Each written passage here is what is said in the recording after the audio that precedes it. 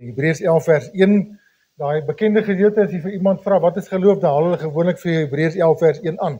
Die geloof is 'n vaste vertrou op die dinge wat ons sien, nie bewys van die dinge wat ons, ek het dit reg aangehaal. Kom ons lees dit. Die geloof dan is 'n vaste vertroue op die dinge wat ons hoop, 'n bewys van die dinge wat ons nie sien nie.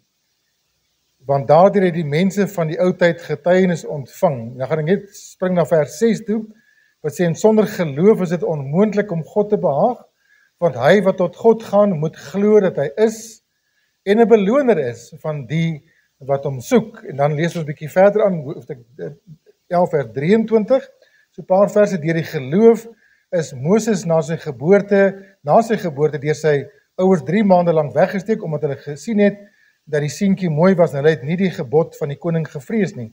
Deur die geloof het Moses, toe hy groot geword het, geweier om die seun van Farao se dogter genoem te word, omdat hy verkies het om liewer sleg behandel te word saam met die volk van God, as om 'n tyd lank die genot van die sonde te hê, en die smaak van Christus groter rykdom geag as die skatte van Egipte, want hy het uitgesien na die beloning. Deur die geloof het hy Egipte verlaat sonder om die toorn van die koning te vrees, want hy het volgehou soos een wat die onsienlike sien.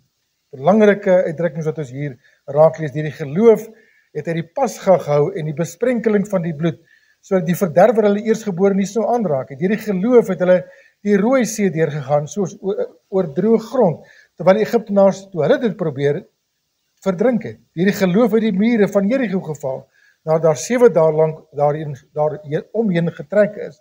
Deur die geloof het Rahab die hoer nie saam met die ongehoorsaames omgekom nie, omdat sy die spioene in vrede ontvang het. Wat sal ek nog meer sê, want die tyd sal my ontbreek, as ek van Gideon, Barak en Simson en Jefta en Dawid en Samuel en die profete sou verhaal. Nou ek gaan net daar lees, want die tyd ontbreek my ook. Om nou verder die res van die hoofstuk lees, maar ek dink ons ken die prentjie van Hebreërs hoofstuk 11. Dit gaan oor die geloofshelde van die Here. Dit gaan oor mense wat hulle geloof geleef het, en die vraag wat ons onsself moet afvra, was hierdie mense se geloof van so 'n aard gewees dat ons kan sê, it's too high to come by. Ons sal nooit daai geloof hê nie. Nee. Dis gewone mense soos ek en jy gewees. En die vraag wat ons onsself vanmôre moet afvra is, jou geloof, as ek nou vir julle dit reguit moet vra vanmôre, en u moet op dit antwoord, is jy tevrede met jou geloof? Jou geloofslewe? Kom ons wees eerlik teenoor die Here vanmôre, as hy vir ons daai vraag in ons harte vra. Is dit iets waaraan jy besig is om te bou? Laat jy toe dat die Gees van God in jou lewe bou wat jou geloof betref? Ons kan baie maklik onsself inrig tot 'n tipe van 'n lewe waar ons so min as moontlik weerstand het, waar ons so min as moontlik uitdagings het, want ons almal soek eintlik, wanneer dit kom by die lewe, soek ons, kan ek die Engelse uitdrukking gebruik, ons soek smooth sailing. Ons soek nie vervolging nie. Ons soek nie verdrukking nie. Ons soek nie teëspoed nie. Ons wil net happy wees. Gelukkig wees. En ons kyk iets baie belangrik mis, naamlik ons geloof, wat baie kosbaarder is as goud, en wat gelouter moet word. Want die een van ons se lewe, as ons eerlik is vanmôre, is op so vlak en sê, my geloof is uitgesorteer. Ek weet in wie ek glo, en ek het nooit 'n probleem met geloof nie, en ek vertrou die Here sommer net so, en my geloofslewe is 100% reg. Ek dink enige iemand wat dit sou beweer in elk geval vanmôre, is verwaand en hoogmoedig. Want ons is nie daar. En dit word baie keer geopenbaar. En daar's 'n uitdrukking wat sê, 'n skip se breekkrag word nie getoets terwyl hy in 'n veilige hawe lê nie. Hy word getoets wanneer hy uitgesleep word na die diep water toe.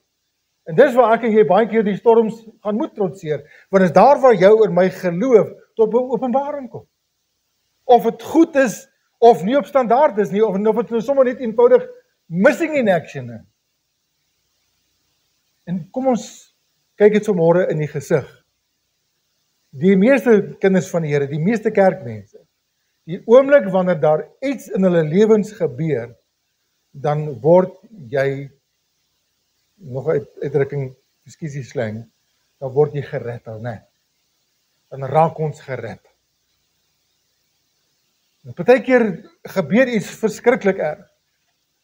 En dan is jy na die eerste oomblikke, is jy gered. Dan kom die bedaring, dan kom die vertroue, dan kom die rustigheid. Net so by the way. Dis vanmôre die 9de November. Dit is vandag 7 jaar van het ons deurgeloop het onder misdaad en dan het baie sleg seer gekry. En ons geloof is daardie dag ook geskit. En aanvanklike trauma krap dinge weer mekaar, maar daar het rustigheid op weer gekom. Beteken dat ons geloof het die toets geslaag? Dalk daar uiteindelik ja. Maar ons is weer getoets en op ander terreine getoets en dat ons agterkom, daar's nog fout. Daar's nog plekke om aan te werk. En so gaan julle almal gaan deur een of ander krisis. En partykeer is dit in die besigheid, partykeer is dit in jou gesondheid, partykeer is dit in jou huwelik, partykeer is dit met jou kinders, partykeer is dit in jou gees met een of ander sonde waarmee jy sukkel, maar stryd is daar. In die Bybelse taal wat ek lees is 'n geloofstaal wat gebruik. Sonder geloof is dit onmoontlik om God te behaag. Want hy wat tot God gaan moet glo dat hy is. En 'n beloner is van die wat hom soek. Wat sê die res van die vers? In die Bybel is eintlik 'n geloofsboek. Dit gaan alles oor geloof, want geloof is al, hoor dit ek vanmôre vir sê, wat jou en my bewustelik met God verbind. Want ons sien hom nie. Maar as ek hom hoor deur sy woord, as ek hom sien in sy woord, dan glo ek. Dan wil ek glo. Soos ons geloof skipbreek lê, as ons geloof nie sterk is nie, dan gaan ons verhouding met die Here mos natuurlik ook daaronder lê. En hoe bou 'n mens jou geloof? Ons geloof moet versterk word, voortdurend. En dis wat ons lees in die Bybel. En ek gaan so 'n paar gedagtes met u deel vanmôre. En as ons vanmôre nou nie deur alles kom nie, is alright. Ek het nog baie oor hierdie onderwerp om aan te werk, want ons moet uiteindelik saamvat ook hierdie jaar het ons gepraat oor hoop van tyd tot tyd. Waarheen vat geloof? Ons geloof moet ons by hoop uitbring. En het ons hierdie jaar by 'n beter hoop gebring? Dis die vraag. Ek hoor baie keer mense sê dit. En ek was self al op daai plek gewees by geleenthede. Dat ek wens my geloof was groter. Is daar nog so iemand? Wat dan vanmôre hier sit en sê, ek wens ek het so 'n geloof gehad. So en so. Soos daai persoon of daai persoon of soos 'n Abraham of soos 'n David of 'n Paulus. En die goeie nuus vanmôre wat ek vir het is, jou en my geloof kan opgebou word. Of verder gaan dit moet opgebou word. Ons kan nooit op 'n plek kom dat ek sê ek is tevrede met my geloof nie. Ek soek net genoeg geloof om my elke dag net deur te sien. Nee. My geloof moet my in 'n dieper verhouding met die Here vat. Geloof bewerk vir jou en vir my vrede. Deur geloof ervaar ons liefde. Deur geloof ontvang ek vergifnis. Deur geloof weet ek het verlossing. Deur geloof weet ek dat God my liefhet.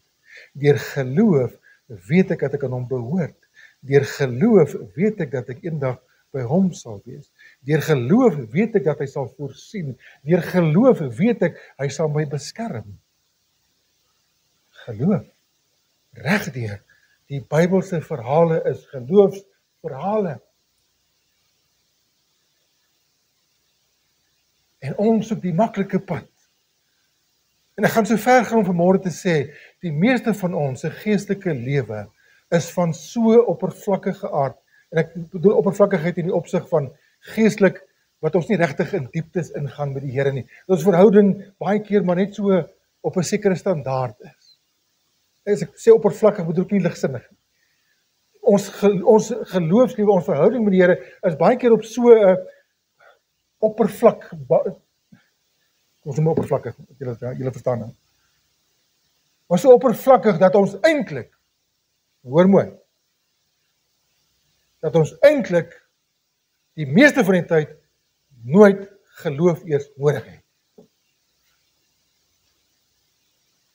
Want baie van die goeders wat ek en jy vandag tot dag besig is eintlik van selfsprekende dinge. Dis dinge wat net hardloop. En ons sorg dat dit net so hardloop, né?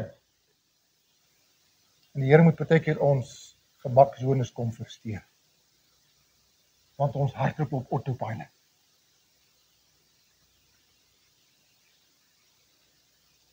Dis die realiteit van geloof. Ons kan so gemaklik raak, dat ek kan wegdryf van die woord af, my bron van geloof. Dat ek so min weerstand wil veroorsaak. Beweeg onder die radar. Iemand het gesê het, waar niemand my raak sien, waar ek niemand pla nie, niemand pla vir my nie, sodat ek net so kan aankarring. Maar partykeer moet jy, as jy genoodsaak om jou kop so 'n bietjie op te tel, en dan gaan die skote, né? Maar baie kinders van die Here wil gebukkend deur die lewe gaan. Hulle wil net koes, niks met my tref nie, niks met my raak nie, niks met my pla nie. En ons is dankbaar daarvoor. En ek luister as mense baie keer bid ook, ons dis goed om vir jou te sê, dankbaar, dankie dat ons nie vervolg word nie, né? Dankie, as ons nou kyk wat het in Sudan gebeur het nou, afgelope week, 2 weke. Duisende vrouens en kinders, Christene deur moslems, eenvoudig, gruisam vermoor. Dan sit ons hier in Suid-Afrika, ons is gelukkig. Dit gaan goed met ons. Ons sê, Here, dankie dat ons nie vervolg word nie. Ek raak ongemaklik met sulke gebeure. Dit is verkeerd nie. Verstaan my mooi. Maar dat ons baie keer ons moet waag om baie keer te sê, Here, dankie dat dit rustig met ons gaan, dat ons U in vrede kan dien. Ons het baie keer so 'n bietjie vervolging ook nodig. Want die Bybel sê vir my, ag, dit louter vreugde, my broeders, as julle in allerlei beproewinge, toetse en goeters kom. Want wat word getoets daardeur? Ons geloof, wat kosbaarder is as goud. Geloof wat ons aan Vader verbind, wat ons aan sy verlossingswerk verbind. Geloof, waarsonder ons nie kan klaarkom nie, waarsonder ons nie 'n geestelike lewe het nie. Dit moet getoets word. Dit moet beproef word.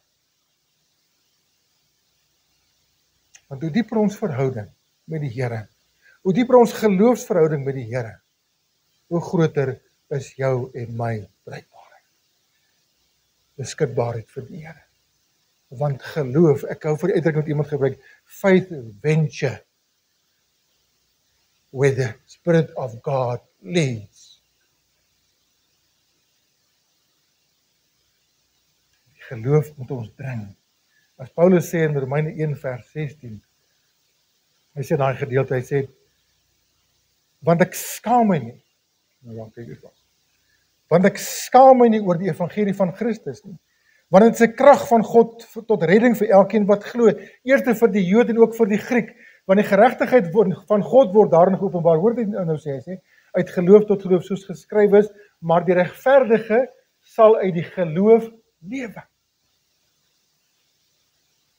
Jou en my geestelike lewe, as jy vanmôre sê ek is 'n kind van God, as jy vanmôre sê ek is 'n Christen, dan kan jy jou nie losmaak van 'n geloofslewe nie. Dan is jou geestelike lewe niks anders as 'n geloofslewe nie, waar jy God moet vertrou, kan vertrou en wil vertrou vir wat hy doen en wat hy kan doen. Dis daardie gesindheid, Here, ek wil U vertrou. Ek weet ek kan U vertrou. Here, ek gaan U vertrou. Dis hoe verhoudings werk. Vertroue.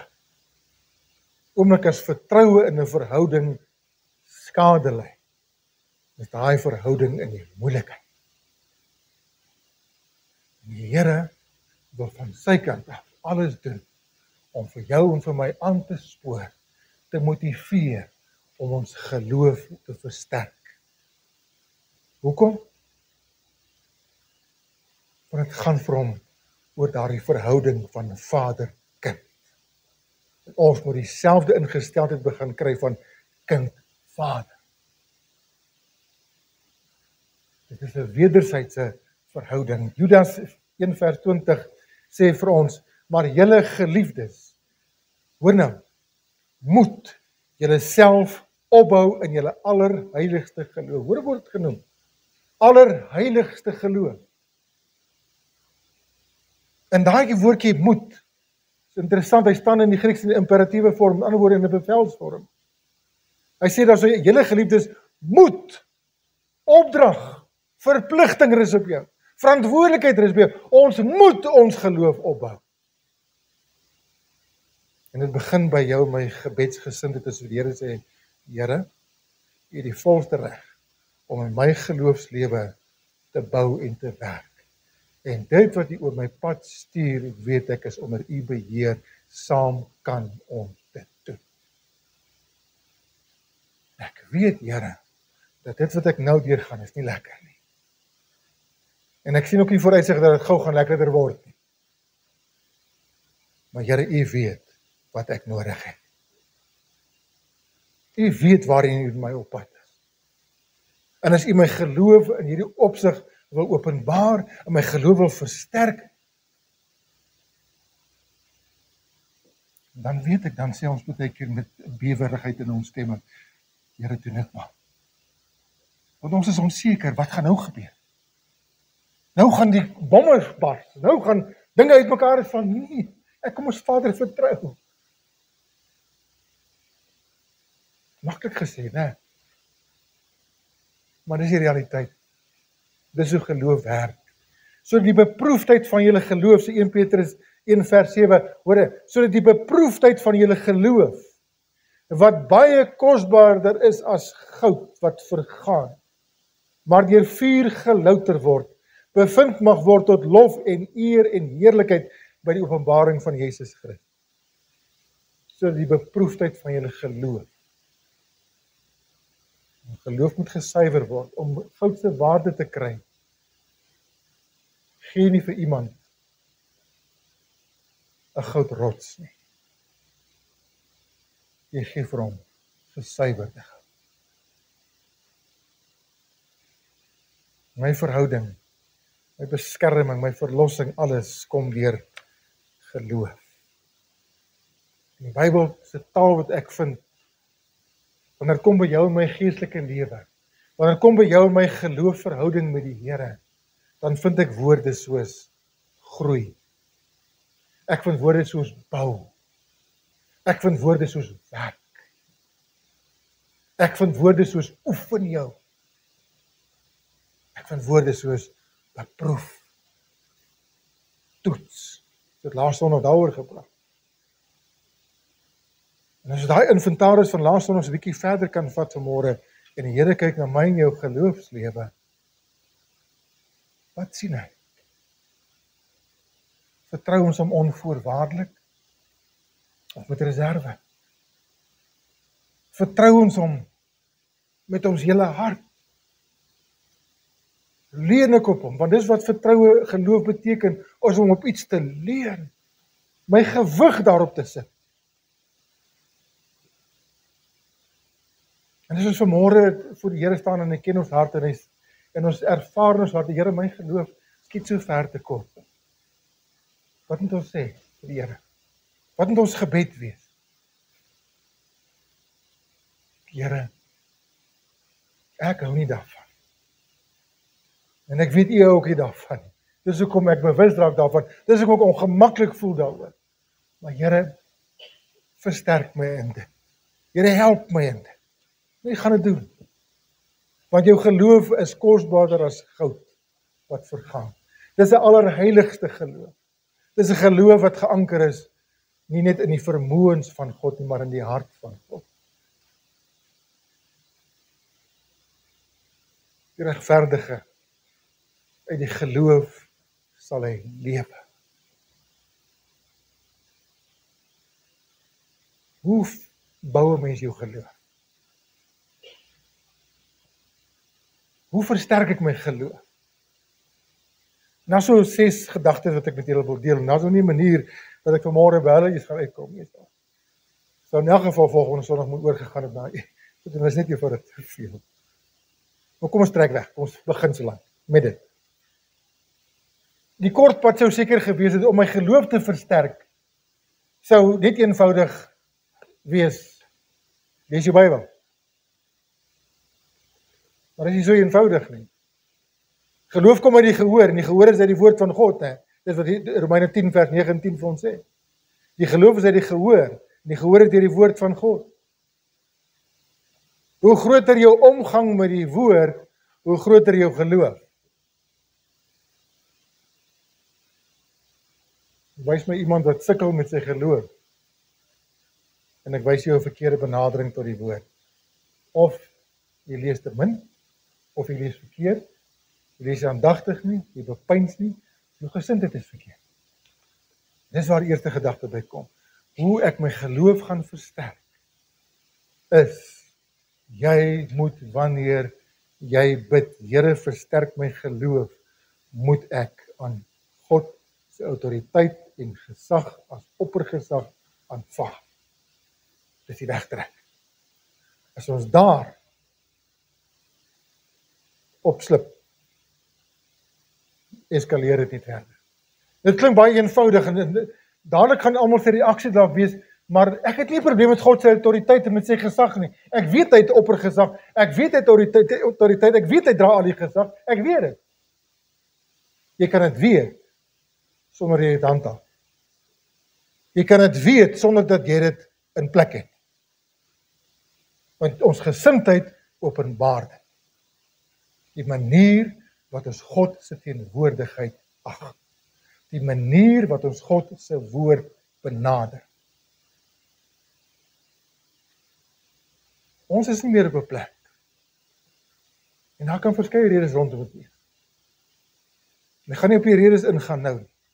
Maar ons is nie meer op 'n plek as gemeente, as kerk van die Here oor die algemeen, wat mense meen. Ek gaan nie sê mense, ek moet sê kinders van die Here. Maar kinders van die Here, nie meer dat die ontsag het vir die woord van God. Is ek reg? As ek teruggaan na die Ou Testament, en ek lees ander plekke in die Bybel, dan vind ek uitdrukkings soos, die Here sê, op hierdie ene sal ek let, op hierdie ene sal ek ag gee, op hom wat luister, en wat bewe vir my woord. Ons is, ek gaan nou sommer plat uitdrukking gebruik, maar ons is, mekaar moet jy sagte, amper ek nou heeltemal verkeerd gesê, amper ek gesê oorvreed, maar ons is lekker bekkig as dit by die woord kom. Ons het fynproevers geraak. Maar ons is oorvoer. Dalk beter woord is aan nie, nee. Dik gevoer. Nee, dit is ook nie lekker nie. Maar kom ons vat dit soos dit kom. Ons het nie 'n tekort aan die woord nie. Nie by hierdie gemeente nie, nie by ons huise kan ons dit hê nie, ons het nie verskoning nie, maar ons het ontsag vir die woord van God verloor. En as jy ontsag vir die woord verloor, beteken dit eintlik ek het my ontsag vir die Here verloor.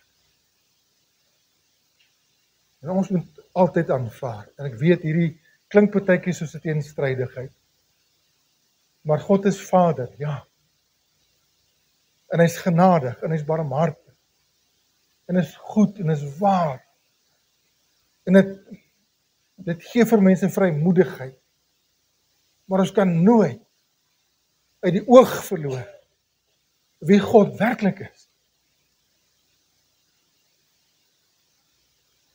As jy in Jesaja 6 gaan lees, en ek het jou boodskap klaar uitgewerk, ek het gedink dan volgende Sondag, maar ons sal moet oorgaan na die ene daarna toe, 'n bietjie later, nog voor die einde van die jaar dan. As jy gaan kyk na Jesaja hoofstuk 6, waar Jesaja die Here ontmoet het en wie hy is werklik waar, en wat daar gebeur het, dan is dit iets wat die kerk van die Here vandag nodig het. Jy kan nie geloof in God hê as jy nie sy gesag en sy autoriteit daai. Wat is gesag?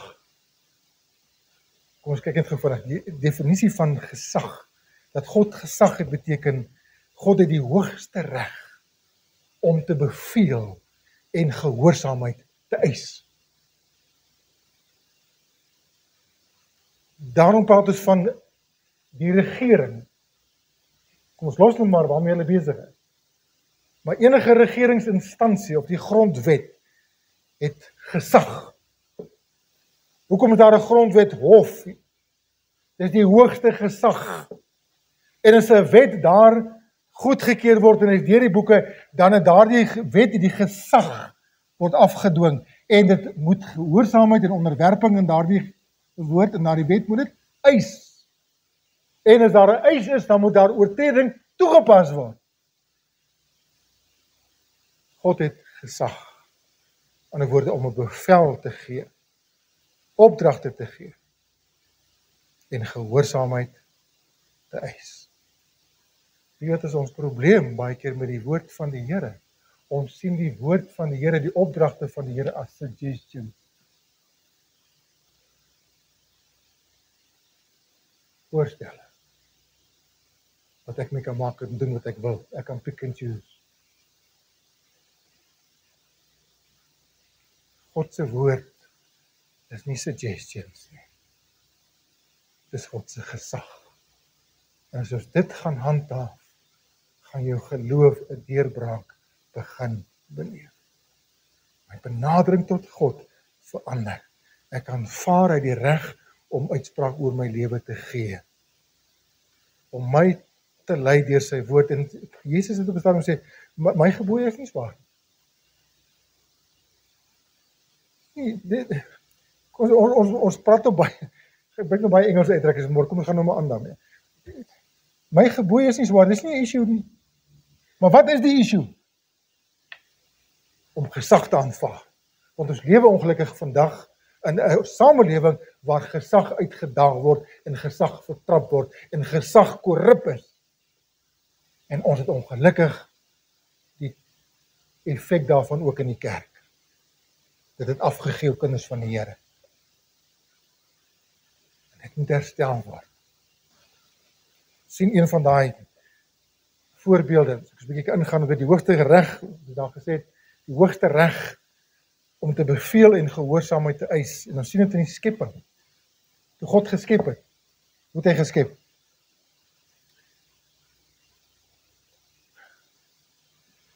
Hy het net gepraat. Hoekom? En dit klink miskien nou vanmôre snaaks, ek weet jy moet dit net binne daai konteks verstaan, dat God het geloof in sy eie waaragtigheid. Daarom toe hy spreek,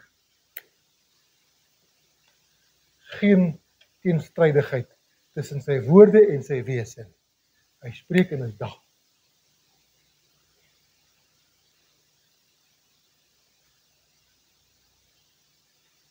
Sou lekker gewees as ek en jy, al die vrouens daar, as jy moes 'n koek gebak het, en jy dink aan so 'n paar bestanddele en jy sê, voilà. Ons woorde het nie daai krag nie, want hoekom? Ons is leenagtig, ons het nie waarheid in daardie volmaakte opsig as wat God het. Maar God het niks uit nie, geen bestanddele nie, niks. Spreek, en dit daar. Toe kom Jesus op 'n stadium, kom daar 'n hoofman oor 100 na hom toe, en hy gebruik hierdie hoofman sy ervaring en sy woorde om ons te wys waaroor dit gaan. Kom ons lees dit gou daar in Matteus 8 vers 8. En die hoofman oor 100 antwoord, lees gesaam. En die hoofman oor 100 antwoord en sê, Here, ek is nie werd dat U onder my dak inkom nie. Nederigheid, né? Maar spreek net 'n woord en my knegt sal gesond word. Mense dink dis 'n disipel wat hier praat, né? Gaan verder, want ek is ook 'n man onder gesag. En ek het soldate onder my, en vir hierdie ene sê ek, gaan. En dan gaan hulle.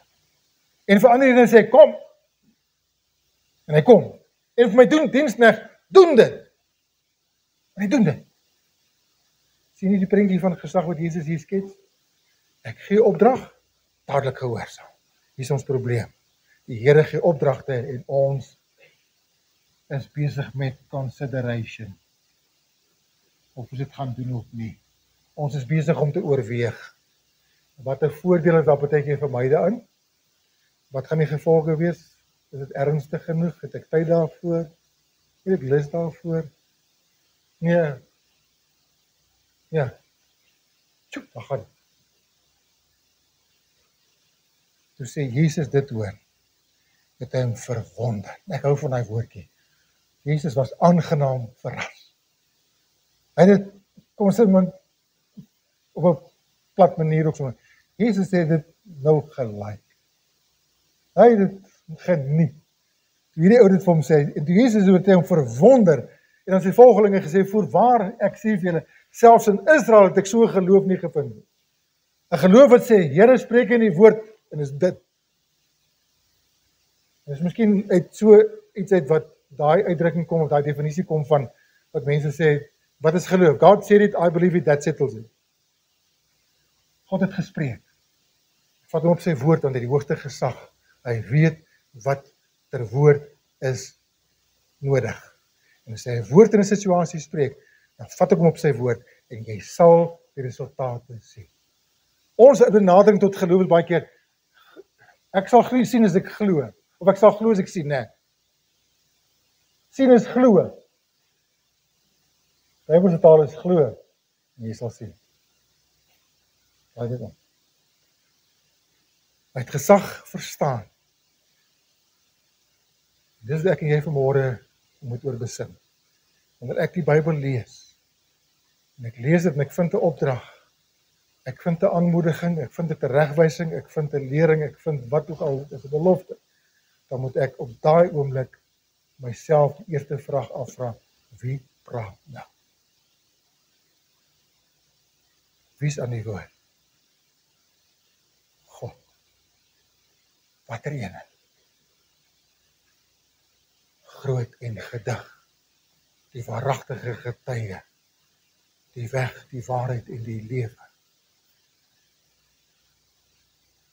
God, bo alles, praat nou met my. Dit behoort in jou en my 'n siddering te veroorsaak.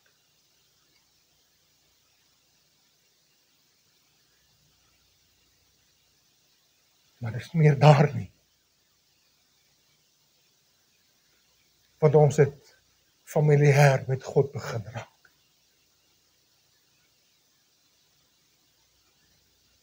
En ons aanvaar nie meer sy gesag soos dit behoort nie. En ons geloof word afgebreek in plaas dat dit opgebou word.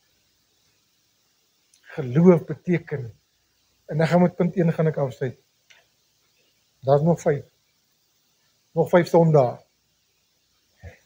Ons sal klaar maak. Geloof beteken dat ek en jy partykeer die Here moet glo, al maak dit natuurlik, logies, nie sin. Maar omdat God gesê het, doen ek dit. Ek gaan net vir julle om af te sluit, so 1, 2, 3, 4, 5 voorbeelde net gou vinnig genoem. En op hulle ingaan nie. Abraham, eerstene, nee, daar, nee, so teruggaan. Eerstene, Abraham, onderwerp hom in gehoorsaamheid aan God, aanvaar God se gesag.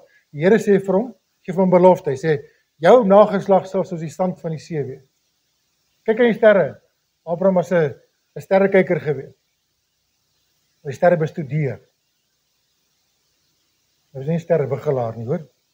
Die toekoms gelees en die sterre voorspel nie. Hy was 'n sterrekyker gewees. Hy daar moet hy bestudeer. Die Here sê vir hom, en vat hom terug na daar waar hy kyk. Jy moet kyk of jy die sterre kan tel.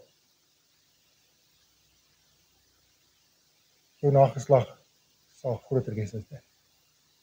Abraham het nie kinders nie. Hy kan nie kinders hê nie. Vat God op sy woord. Hy try eers sy eie dingetjie doen met Ismael, hy sit vandag nog met Ismael, sy nageslag, wêreld verpes.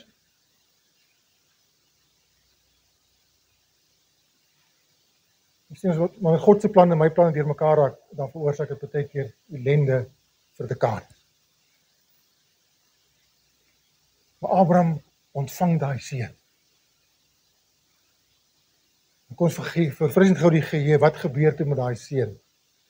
Wat sê die Here vir Abraham? Abraham, vat jou seun, jou enige gebore seun, die seun wat jy lief het, die seun wat ek vir jou beloof het, die seun uit wie jou nageslag moet kom, wat ek aan jou beloof het, vat daai seun en gaan offer hom. Offer het nie beteken, gaan sit die seentjie daar op die tafel, of op die klipstapel, en los hom net daar nie. Offer hom soos 'n lam geoffer. Wat doen jy met 'n lam as jy hom offer? Stem kella. Grisa. Wat 'n toets.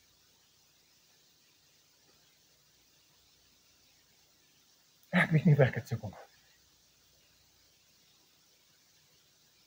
Maar ek glo ook dat die Here vir mense in sulke omstandighede op 'n manier in jou geloof ook versterk. En dat hy jou herinner aan wie hy is en aan sy beloftes, en dit baie keer in daardie omstandighede, wanneer dinge nie sin maak nie, dan is dit wat ek weet van God, en wat hy gesê het, oorweldigend oor daai hele prentjie, en ek sê, maar Here, U het gesê. En dis wat Abraham gedoen het. En hy vat daai kind, en hy stap hulle op, net in die skynste op. Hy gaan nou sy kind gaan offer. En Isak sê op 'n stadium vir hom, papa, hier is alles, ek het die hout, die vuurhoutjies en die goeders, alles is hierso, maar waar is die lam? Ons gaan nou offer daarbo, maar waar is die lammetjie? Wat sê Abraham? God self sal op die lam voorsien. En daar gaan hulle twee. En toe daarbo kom, is nog steeds geen lam. En toe Abraham sy hand en sy skede sit in die mes uittrek om sy kindjie af te sny. Ek beskryf dit nou gou saam. Stop die Here. Sy Abraham is genoeg. Ek eer jou geloof. Volgens hoe ek sien hy, lam. God kom betyds deur vir hom. Op hy oomblik. Partykeer moet ek en jou geloof tot op 'n punt gebring word en sê, Here, waar is dit nou? U dan gesê, waar is dit? En as dit nie as strandtyd is nie, maar verwagting en 'n herroeping van God se beloftes en sy woord en sy wese, dan gaan God daardie geloof eer daardie oomblik. Al lyk dit hoe sinneloos, al lyk dit is nie logies nie. Maar die Here wil hê, hy wil ons leer partykeer om nie te kyk na dit wat voor ons is nie, maar om die onsigbare raak te sien. Ons gaan naby kom. Wil jy nog hoor van Moses ook? Moses kom by die Rooi See. Die Rooi See is die Rooi See, jy sien nie die ander kant. En daar waar hulle nou uitgevind het waar dit is vandag, en daar baie goede wat hulle ondersoek gedoen het en opgrawings so, en het hulle plek gekry, maar self daai plek waar hulle hoor is, jy sien nie die ander kant.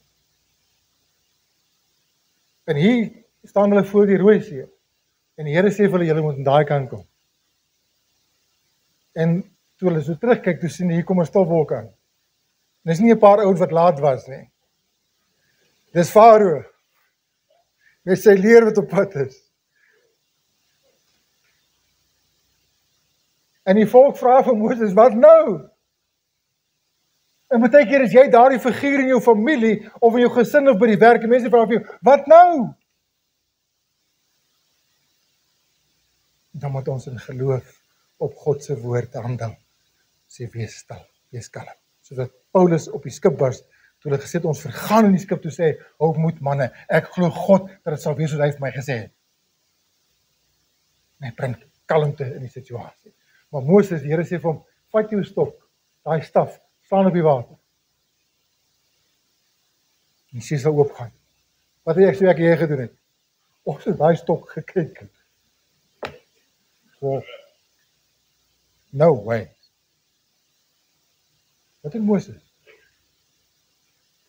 Daai staf het al gewerk. Want is God se staf. Het jy al opgelet in Exodus praat hulle van die Here se staf. Dis nie Moses se staf gewees. Hy praat 1-2 plekke ook van God se staf. En toe Moses dit doen. Ek is 'n prentjie mens wat ek in my kop. Op baie oomblik so ek nou daai skare wat hier agter hom staan, daai 3000 wat hier rondom staan, het sy gesigte wou gesien het. En hulle woorde ons gehoor het. Dinge hulle part gevloek het ek seker. Maar in 'n geval, maar hulle het gestaan daarvoor. Die volgende oomblik maak daai see oop. En dis nie modderwatertjies wat hulle deurstap nie. Die Bybel sê hulle het droogvoets deurgestap. Wie kan dit doen? God. Daar gaan hulle almal deur. Dis Moses, Elisa, Naaman het melaatsheid. Die Here sê vir Elisa, gaan sê vir Naaman, hy moet 7 keer homself onderdompel in die Jordaan. Naaman is nie, of hy melaatsheid was erg geweest, en die rivier was ver van hom af geweest. Dis in sy omgewing geweest. Die Here sê vir my Jordaan rivier, wat sou ek gesê het, maar hier's ook water. So met hierdie water ingeval het. Die Here sê vir hom, gaan Jordaan toe. Gaan doop jy daar 7 keer. 7 keer, die Bybel gebruik die woordjie onderduik. 7 keer.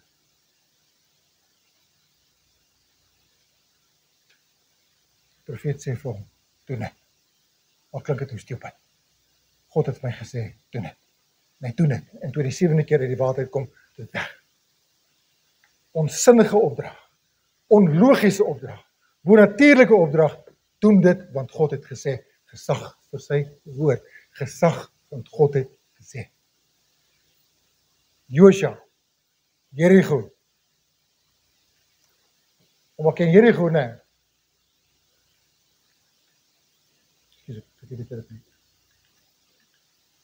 Jericho. Die Here sê vir hulle, trek 7 keer om die stad. Die Here praat niks nie. Mag nie geluid maak nie. Ek kry die arme vrouens, jammer, en hy trek was, maar in geval, hulle moet 7 keer om die stad moet hulle trek. En hy sê vir hulle, 7de nag trek ek julle 7 keer om. Kan jy vir jouself indink, hoeveel van daai mense het geredeneer? Stupid gedagte. Wat het hulle doen? Kan jy dink hoeveel van hulle daar geloop en mor, terwyl hulle so geloop het? Want Jericho was groot geweest. Het jou amper 'n half dag gevat om rondom die stad te gaan. Nou is hier nog 'n paar 100,000 mense wat staan. En dit is nie lente loop nie. Hierdie is iets anders. Hulle stap. Doodstap. Maar die Here het gesê. En daar was 'n voorbeeld gewees by Josua en 'n paar ander wat leiding gevat het, en dis waar die boodskap ook vir jou en my kom. Jou en my voorbeeld hoe ons die gesag van God aanvaar en hanteer, gaan op ander mense afgee. Ek dink met die wegtrek was daar seker baie stemme gewees. Maar soos hulle geloop het, stil geraak, dat God se teenwoordigheid begin beleef.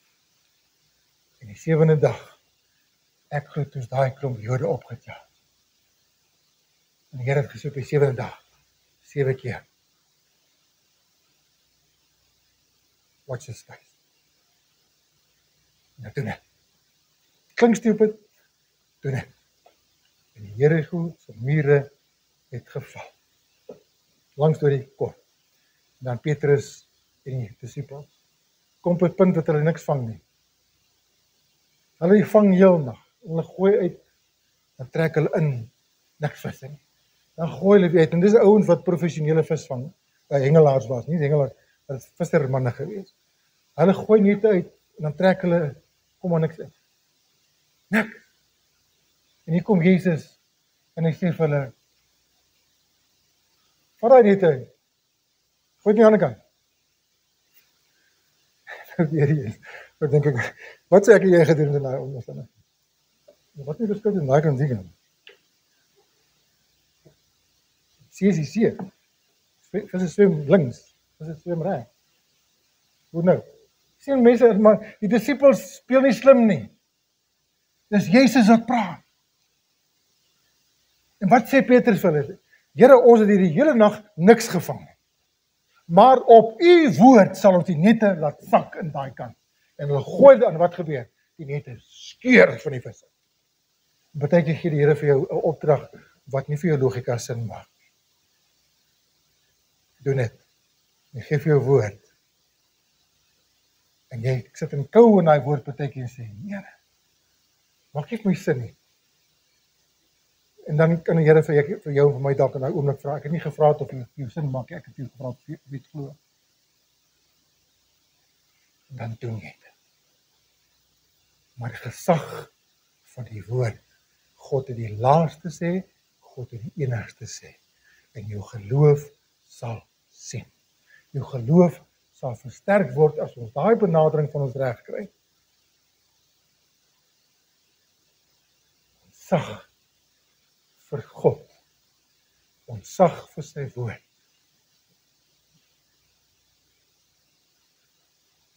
Het ons dit al? As ons dit nie het nie, kom ons stel dit reg vanmôre sê, Here, ek het my ontzag vir u woord verloor. Here, gee my weer daardie agting vir u woord. As ek lees, ek is nie besig met 'n een of ander storieboek nie. Hierdie is nie net die woord van God nie. Dis God aan die woord.